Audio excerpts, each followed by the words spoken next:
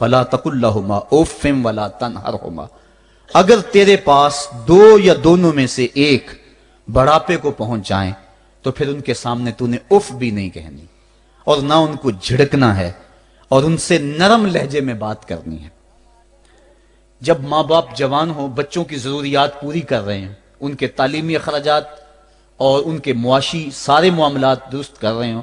تو اس وقت تو والدین کی بچے تعظیم کرتے ہی ہیں۔ امتحان اس وقت شروع ہوتا ہے جب ماں باپ بوڑھے ہو جاتے ہیں اور چلنے پھرنے کی سخت بھی نہیں رہتی، صرف سانس کی ایک ڈوری لٹکی رہتی ہے، اور جس طرح بچہ اپنے بدن سے مکھی بھی نہیں اڑا سکتا تھا، اب یہ حالت ماں باپ پر آ گئی، اور بچے کی طرح مزاج چڑچڑا ہو گیا۔ زمانے کے حالات بدل گئے، لیکن باپ کی وہ پرانی روش ہے، وہ اسی انداز میں اسی ڈگر میں بات کرتا ہے۔ یہ آزمائش کے دن ہیں، یہ امتحان کے دن ہے، اب دیکھنا ہے والدین کی اس وقت تعظیم کون کرتا ہے۔ فرمایا اما یبلغن عندک الکبر، اگر تیرے پاس وہ بڑھاپے کو پہنچ جائیں، دونوں پہنچ جائیں، یا تیری خوش قسمتی کہ دونوں میں سے ایک پہنچ جائیں یا دونوں پہنچ جائیں، تو پھر ان کی تو نے تعظیم کرنی ہے۔ کیا کیسے تعظیم کرنی ہے؟ فلا تقل لہما اف، تو نے ان کو اف بھی نہیں کہنا۔ حضرت امام فخر الدین رازی کے حوالے سے میں آج ہی صبح یا گزشتہ شب اف کی تشریحات دیکھ رہا تھا، انہوں نے 12-13 اقوال بیان کیے ہیں، لیکن 2 قول فرماتے ہیں۔ اف یہ ہے کہ انسان کے بدن کے اوپر جو شفاف رہتا ہو، صاف رہتا ہو، مٹی پڑ جائے، ریت کا ذرہ پڑ جائے تو اس کو پھونک مار کے اس کو ہٹاتا ہے، تو وہ پھونک سے جو آواز پیدا ہوتی ہے اس کو عربی میں اف کہتے ہیں۔ تو پھر اف ہر اس چیز کے لیے منقول ہو گیا جو ناپسندیدہ ہے۔ ایک تو قول یہ ہے کہ والدین کے سامنے اس احتیاط سے رہو۔ دوسری بات، آپ فرماتے ہیں اف کا مفہوم یہ ہے کہ جب ماں باپ بوڑھے ہو جائیں تو بول و براز چارپائی پہ نکل جاتا ہے، اور انسان ان کو اٹھا کے ان کی خدمت کرتا ہے، صفائی کرتا ہے، کپڑے بدلتا ہے۔ انسان کی طبیعت میں جو فطری نفاست ہے اس کے تحت اس کو ماں باپ سے جو مکروہ اور ناپسندیدہ بو آتی ہے اس سے وہ بچنا چاہتا ہے۔ وہ نفرت ماں باپ سے نہیں ہوتی، وہ نفرت اس بدبو سے ہوتی ہے جو ماں باپ کے بدن سے یا چارپائی سے یا کپڑوں سے اٹھ رہی ہے۔ تو بندہ اپنے جو ہے وہ ناک پہ کپڑا رکھ لیتا ہے اس بدبو سے بچنے کے لیے۔ تو اف کے مفہوم کو بیان کرتے ہوئے حضرت امام رازی کہتے ہیں کہ انسان کو اس بات سے بھی روکا گیا ہے کہ تو اپنے ناک پہ کپڑا رکھ کے اگر ان کو صفائی کر رہا ہوگا تو ماں باپ کے نازک دل پہ کہیں یہ بوجھ نہ آ جائے کہ میرا بیٹا مجھ سے نفرت کر رہا ہے۔ اس لیے والدین کی تعظیم کا عالم یہ ہے کہ تو کھلے ناک سے ان کی خدمت کرے اور وہ بدبو سہتا رہے، اور اپنے ناک کے اوپر کپڑا بھی نہ رکھے کہ تیرے ماں اور تیرے باپ کے دل کے اندر اتنا خلال اور ملال بھی پیدا نہ ہو۔ یہ ہے اف کا زمرہ۔ حضرت امام حسن رضی اللہ تعالیٰ عنہ نے ساری زندگی اپنی والدہ حضرت فاطمہ زہرا کے ساتھ بیٹھ کے کھانا نہیں کھایا تھا۔ ایک دن حضرت سیدہ فاطمہ نے فرمایا کہ بیٹا میرا جی چاہتا ہے کہ میرے ساتھ تم بیٹھ کے کھانا کھاؤ، لیکن تم نے کبھی بھی میرے ساتھ بیٹھ کے کھانا نہیں کھایا، کیا وجہ ہے اس کی؟ تو حضرت امام حسن فرمانے لگے، عرض کرنے لگے، امی میں اس ڈر سے آپ کے پاس بیٹھ کے کھانا نہیں کھاتا کہ کہیں کسی لقمے کی طرف آپ کی نظر بڑھ جائے اور میں عدم آگہی کی وجہ سے اپنے ہاتھ کو اس لقمے کے پہ ڈال لوں اور نہ جان سکوں کہ اس لقمے کو اٹھانے کا ارادہ میری ماں کے دل میں پیدا ہو چکا ہے اور میں اللہ کی رحمتوں سے محروم ہو جاؤں، اس ڈر سے میں آپ کے ساتھ بیٹھ کے کھانا نہیں کھایا کرتا۔ یعنی ماں باپ کی تعظیم کا عالم یہ ہے، اف تک نہ کہو۔ حضرت سعید بن المسیب رضی اللہ تعالی عنہ جلیل القدر تابعی ہیں، وہ فرماتے ہیں کہ والدین کے سامنے بیٹے کی حالت کیا ہونی چاہیے۔ وہ فرماتے ہیں جس طرح بھاگا ہوا غلام پکڑا جائے اور اس کو پکڑ کے جو ہے وہ آقا کے سامنے پیش کر دیا جائے، تو اس بھاگے ہوئے غلام کو پکڑ کے جب آقا کے سامنے پیش کر دیا جائے تو جو حالت اس غلام کی ہوتی ہے، بیٹے کی حالت یہ ماں باپ کے سامنے ہونی چاہیے۔ اب ان بیٹوں کو سوچنا چاہیے جو اپنے ماں باپ کو دقیانوسی کا تانا دیتے ہیں اور سمجھتے ہیں یہ اولڈ فیشن ہے، انہیں کیا پتا زمانہ کہاں چلا گیا ہے، اور ان کے فیصلوں کو مسترد کرتے ہیں۔ علماء نے اس بات کو تفصیل کے ساتھ بیان کیا ہے کہ شریعت کے جو قطعی ضابطے ہیں ان ضابطوں اور ان قوانین کو اور ان معاملات میں تو والدین کی فرما برداری نہیں ہوگی اللہ کی اگر معصیت ہوتی ہو، لیکن جو معاملے شک والے ہیں وہاں ماں باپ کے قول کو ترجیح دی جائے۔ تو فرمایا ان کے سامنے اف بھی نہیں کہنی، وَقُلْ لَهُمَا قَوْلًا كَرِيمًا، اور ان سے نرم لہجے میں بات کرنی ہے۔ وَاخْفِضْ لَهُمَا جَنَاحَ الذُّلِّ مِنَ الرَّحْمَةِ، اور ان سے بات اور ان کے لیے اپنے بازو بچھا لینے ہیں نرم دلی کی وجہ سے، نرمی کی وجہ سے۔ جب جانور زمین کی طرف رخ کرتا ہے، اوپر سے نیچے کی طرف آتا ہے تو اپنے پروں کو سکیڑ لیتا ہے، تو اس کے لیے یہ لفظ بولے جاتے ہیں وَاخْفِضْ لَهُمَا جَنَاحَ۔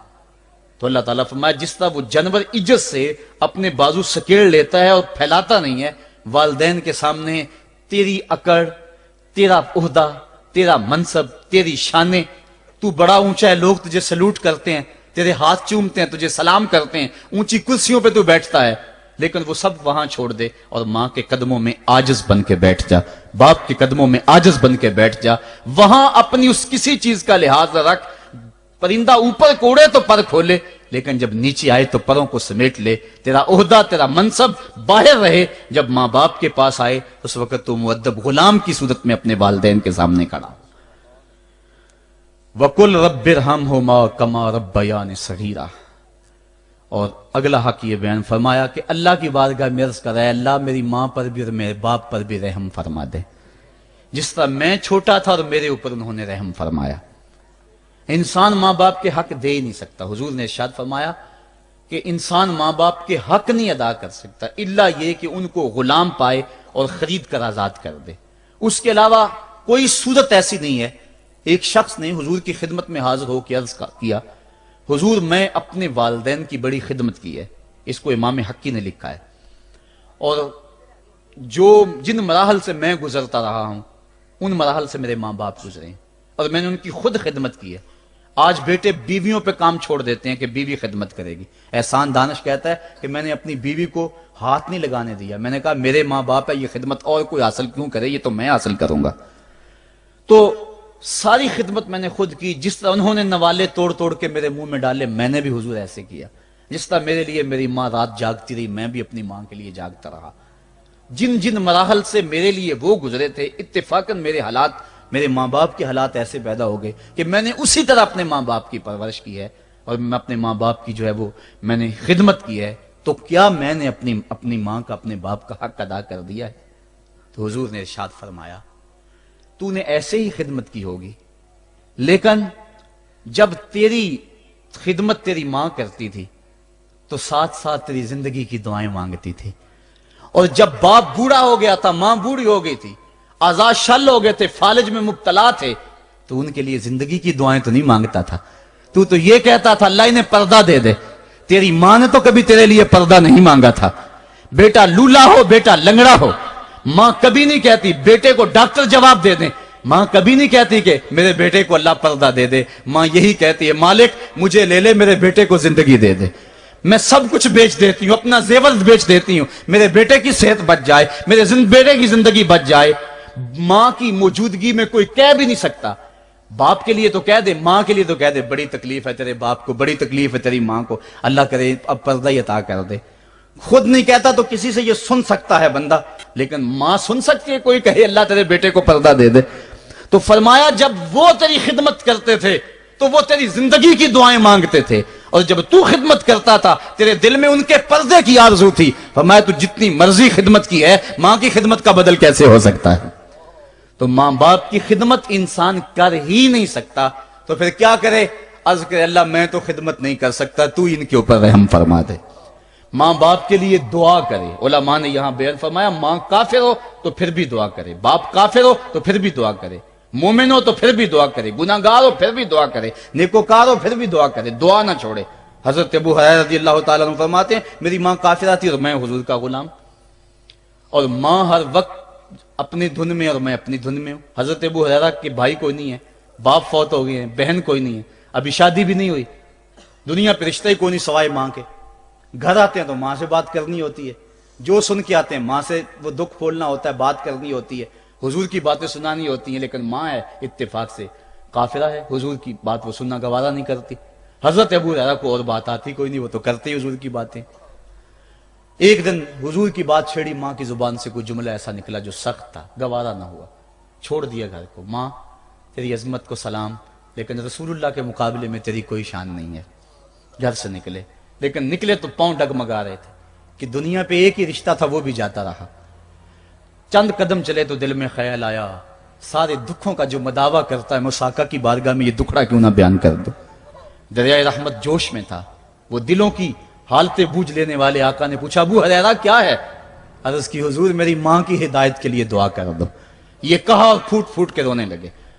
حضور نے فوراً ہاتھ اٹھا دیے اور مسلم کے لفظ ہیں اللہم اہد ام ابی ہریرہ، ہے اللہ ابو ہریرہ کی ماں کو ہدایت عطا کر دے۔ بس یہ بات سنی حضرت ابو ہریرہ کا چہرہ کھل اٹھا، اپنے گھر کو دوڑ لگا دی۔ کوئی رستے میں ملا، کہا ابو ہریرہ اتنی تیز تو تم کبھی نہیں دوڑتے تھے، آج کیا ہوا؟ اتنی تیز تیز کیوں دوڑ رہے ہو؟ کہا آج ہی تو دیکھنا چاہتا ہوں کہ گھر پہلے میں پہنچتا ہوں یا میرے آقا کی دعا پہلے پہنچتی ہے۔ حضرت ابو ہریرہ فرماتے ہیں جب میں گھر پہنچا تو دروازہ بند تھا، میں نے دستک دی،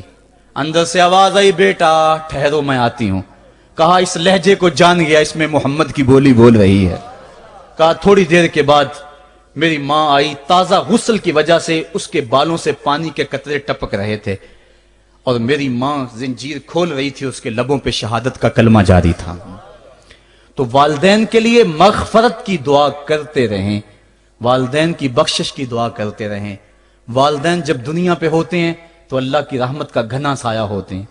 لیکن جب دنیا سے چلے جاتے ہیں ان کی قبر سے بھی فیض ملتا ہے اور